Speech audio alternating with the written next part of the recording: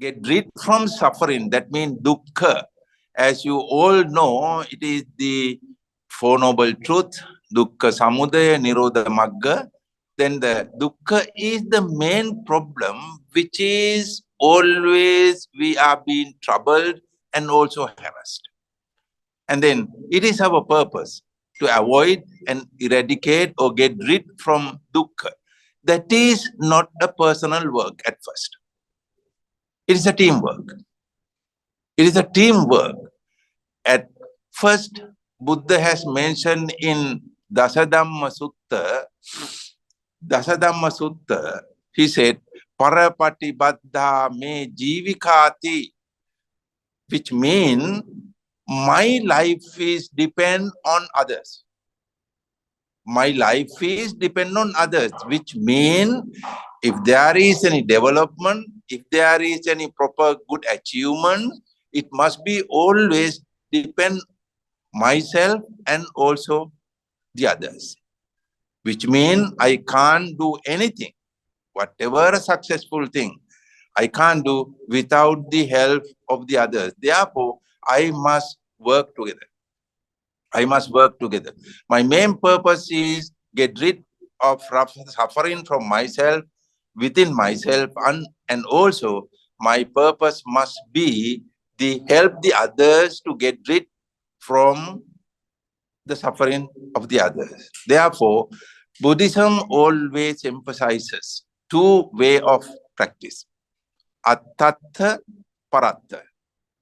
Attattha means the development and success of myself. Paratta means development and the success of the others. And then one must work. At first, I should prepare myself. I should prepare myself for my own benefit and also for my own development, spiritual, material as well. Then I must work tirelessly with effort.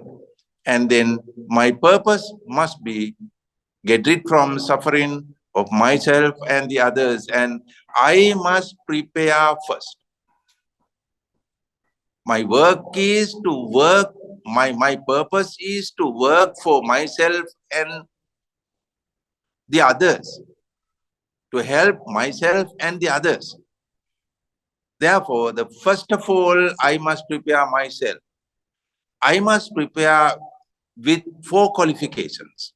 I must achieve and I must achieve and I must practice with, I must get ready with 4 qualifications. 4 qualifications. Metta, Karuna, Mudita, and Upeksha. Which means whosoever work for the benefit of myself and to the others, he must be prepared with 4 qualities. Friendliness. Metta means friendliness. All of the other people are my friends. And then Karuna means the paradukke hadaya kampanang karoti iti karuna, the heart rending and heart feelings, having seen the others suffering. Others suffering, having seen, I must have a heart feeling. I must feel that suffering is actually, it is suffering of mine. That heart rending, heart feeling of the other suffering. And then mudita means sympathetic joy. Sympathetic joy means having seen the other's development, I must be happy.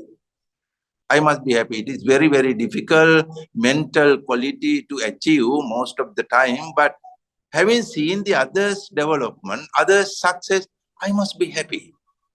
He is okay, he is doing well, he is very clever, so on. I must be able to appreciate and be happy having seen the others' development and success. And then upekha means equanimity, whatever good or bad result which comes from those people who are being helped by me, I must be accepted. It is very important thing. I must do social work. I must work for the help, benefit of the others. But always you should not certain good behavioral reactions from the others. Most of the time we feel disappointed. People used to say, see, I have doing so many good works. I have done very good work and very big help to him, but he doesn't care me. He doesn't extend friendliness to me. He doesn't respect me, and so on. Most of those social workers are disappointed with this particular mentality. People think, I work to the others, they must respect me. They must help me. This is wrong notion. If we practice and qualified with the mentality of upeksha, whatever good or bad reactions I received from those people who are benefited my work, who are benefited by my work, no matter they praise me or they blame me, they respect me or they insult me, I must prepare with these four qualities. Metta, Karuna, Mudita, Upeksha. These are the four qualities one must establish within oneself if you intend to do social works according to the Buddhist philosophy. And then again, it is well known fact that the Karaniya Sutta emphasizes Sabbe Satta Bhavantu Sukhitatta. Sabbe Satta Bhavantu Sukhitatta. The social welfare, the modern social welfare work is particularly limited to the benefit of mankind. According to the Buddhist social work, we go beyond that territory. For us, the society is actually not only this human society. It is a society of those non-human beings, all the other living beings, and not only that, even ecology. Ecology. And then in Karaniyametta Sutta and many other places, Buddha emphasizes us to work for the welfare of not only of the human being, but also all the other living beings. Living beings. And then again, within this particular period of time, we just touch only these very deep discussions. We touch us with very few points actually. Buddha emphasizes the welfare of even the natural resources. Natural resources. And then once Buddha was questioned by a person, what is the meritorious deed which can result for 24 hours? Which means the result which gives 24 hours. What is the good meritorious deed? Then Buddha says, Aramaropa, Vanaropa, Ejana Setu Karaka, so on. Just create forest, plant trees, and protect the nature.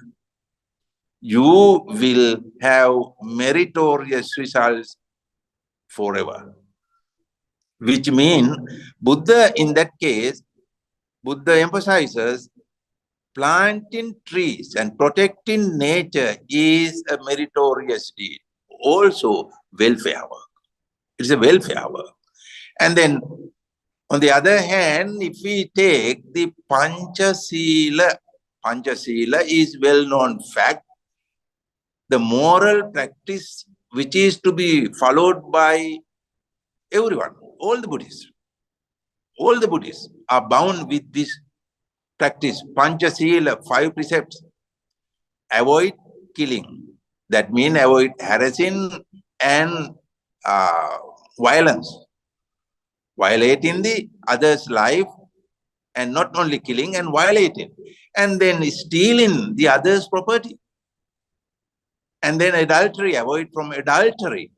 That means violating the other's peaceful family life. And then Musawada means not to misguide the others. Not to misguide the others. And then Sura, Pane, Sura, Mere, Majapama, that means intoxicant. Just take a few minutes to consider about drink or whatever such chemical input to my body, which make me upset. Which make me upset. Alcoholic drink always make me upset. That means my mentality will be complicated and confused. Such a practice is prohibited for the Buddhists because why? Each and every moment must be spent with awareness. Awareness, mindfulness is the most important thing. It is the first and foremost welfare. Mindfulness is the foremost welfare for myself and also to the others. If I am not in mindfulness, if I am not aware about this particular moment, if I am not aware about myself and the environment and the situation, what I am living in, how can I do welfare to the others? Therefore, each and every moment, as far as you are living in this world, until the last moment of the life, you must be aware about your life. You must mindfulness. You must be in mindfulness.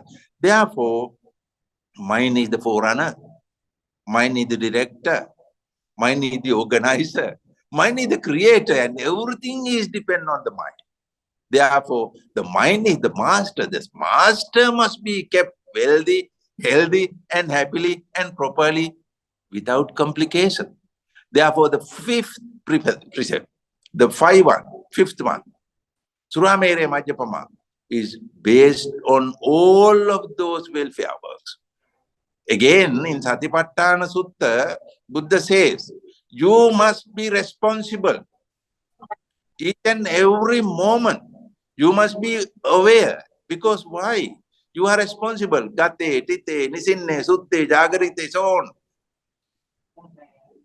Whenever you talk, whenever you write, whenever you eat, whenever even you pass in through motion, you must be aware. Each and every moment, you must be aware, and whenever you move your limbs, whenever you work and talk and think, and each and every moment, you must be aware. Because why? It must be always welfare to myself and also welfare to the others. Therefore, each and every Buddhist are bound with this particular development. That means Attatta and Paratta. Attatta means one's own welfare. The Paratta means the others' welfare. And then again, Buddha emphasized, once you work, you also must practice your responsibility. Not only responsibility, but there is accountability. Accountability. There is accountability. If something is going wrong, it is your responsibility. If something is going on within you, not only within you and also within the society, there is such accountability having with you. In Veludwara Sutta of Sangyutta Nikaya, Buddha mentioned 3 point of views, 3 practices must be with you. 3 duties are to be fulfilled by you. First one is Papa Nivarenti, Attana Papa Nivarenti. One should avoid bad deeds. Bad deed means which is harmful to yourself and to the others. That is Papa. First of all, you must avoid Papa. Secondly, Attana Papa Nivarenti, Anyancha Papa Nivareti. The others also must be avoided from the bad deeds by you. You must direct them, you must advise them, you must guide them for the proper work. If there is anything going wrong, you can't say, no, no, it is not my responsibility. I just do my own work. I have no duty to involve with that particular work. This is wrong. As a Buddhist, you must, it is your duty to involve for what? For what? To avoid those bad things. Why? Because you are based on those four qualities, what I have mentioned earlier. Metta, Karuna, Mudita, Upeka. And there is another practice also. Third one, I just mentioned. First one is avoid papa, avoid bad deeds within yourself, by yourself. Secondly, make the others also avoid from the bad deeds. Thirdly, Vannam Bhasati, you must work for. That means if it is good, then you should explain to them. This is good. If it is bad, you should explain them as it is bad. You cannot keep quiet. If you keep quiet, you are not performing your responsibility, and also you are not performing your accountability. Then Veludvara Sutra, according to the Veludvara Sutra, you must be, essentially you must be a social welfare worker. Social welfare worker. Other than that, your practice is nil and dull. Okay? I must practice myself, I responsible. Others particular practices also, good practices also, it is my responsibility. Therefore, on the other hand, you must be a social worker. On the one hand, you must be a social worker. On the other hand, you must be a social leader. Social leader. That is why Buddha created the Sangha society. Why the Buddha wanted to create particular society called Sangha? The group of bhikkhus, that means the community of the Buddha's disciples called Sangha. Sangha means worthy community. Why Buddha created, why Buddha wanted to form such a society? Actually, this is not the forming the Sangha society. Buddha did not want to train a group of people directly to Nibbana.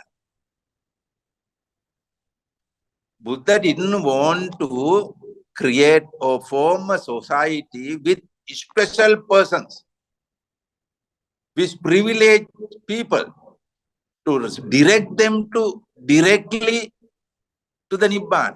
No. Buddha didn't want to form a particular society or particular group of people who are having much more welfare, who are having much more benefits, and also some with more comfortable life. No. Buddha wanted to, by forming this particular society called Sangha, Buddha wanted to direct the society for the benefit, for the welfare. This should be understood, because whenever you wanted to enter the monks or society, there is a very thorough interview. Interview questions many things about your physical appearance. Monks must fulfill certain physical qualification. Physical qualification. Okay, he should not be handicapped. Okay, he should not be deformed person. Why?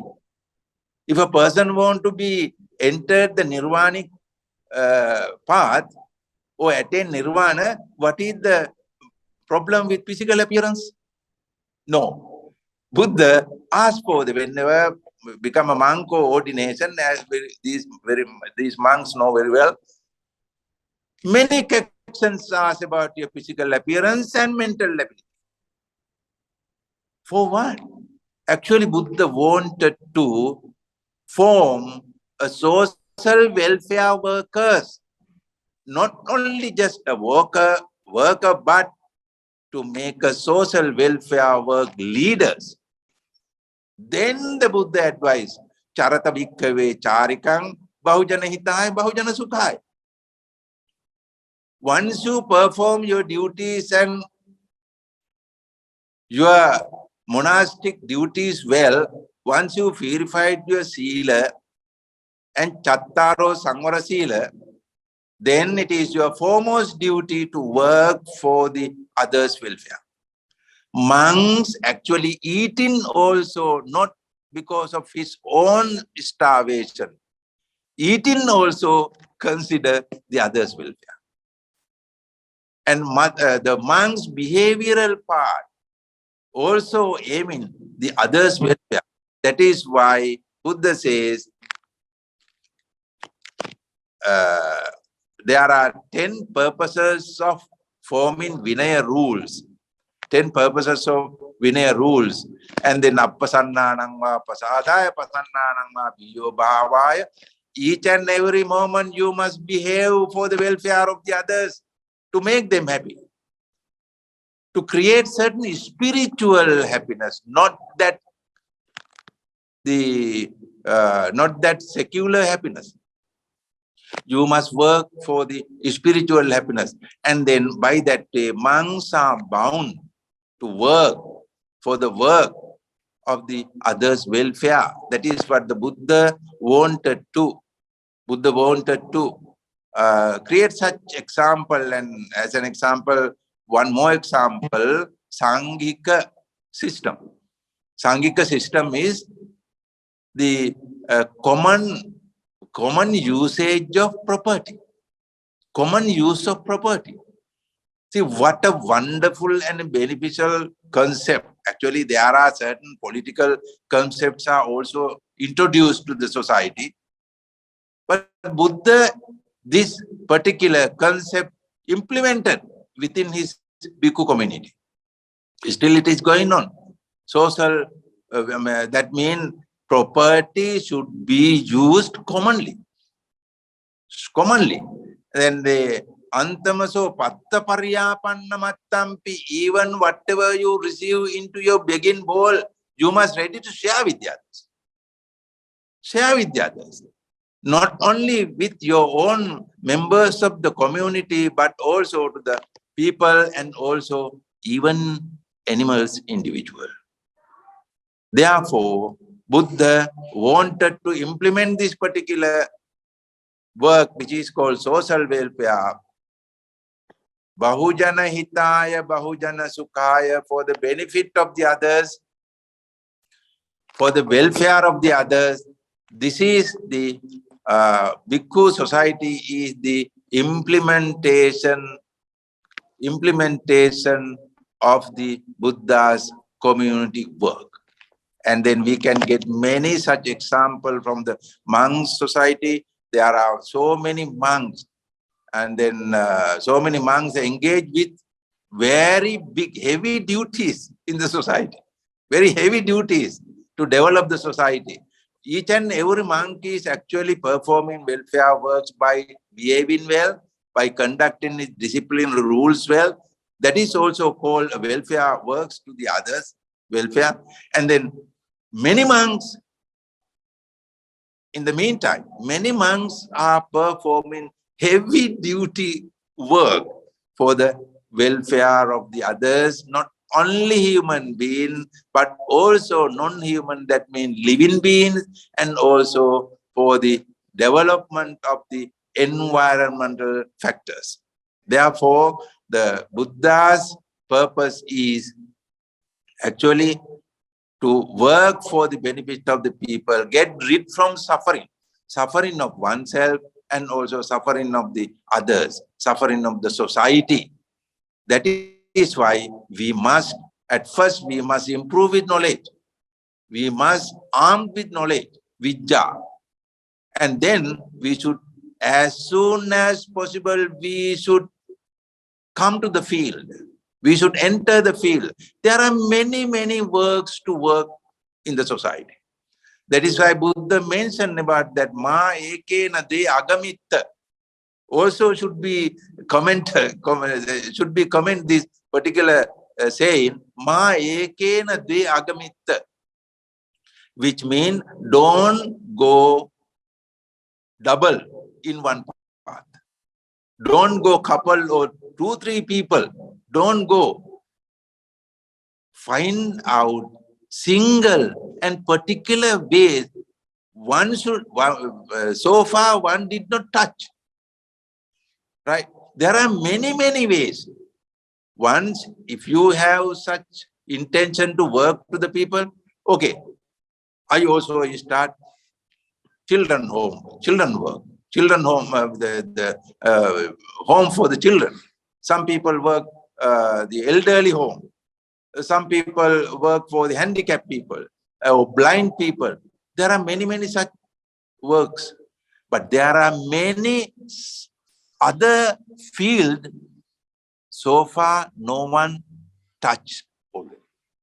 There are many. We must think widely.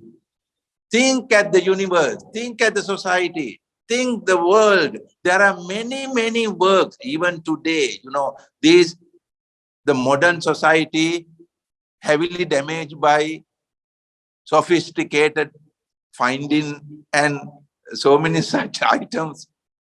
The society is very badly damaged, There are many, many fields we can find out. So far, no one touched. So far, no one could not touch. There are many other ways. Therefore, we must try to find out new field to work. How to help the people? There are so many ways. Mayakena dve agamitta, that is what Buddha emphasized. Therefore, I think this is for the time being. Thank you very much for giving me the chance, and further discussion is welcome. Thank you very much for listening. Thank you. Thank you, Sukutuki University and all the other Kalyana Mitra. Thank you. Wish you all the best.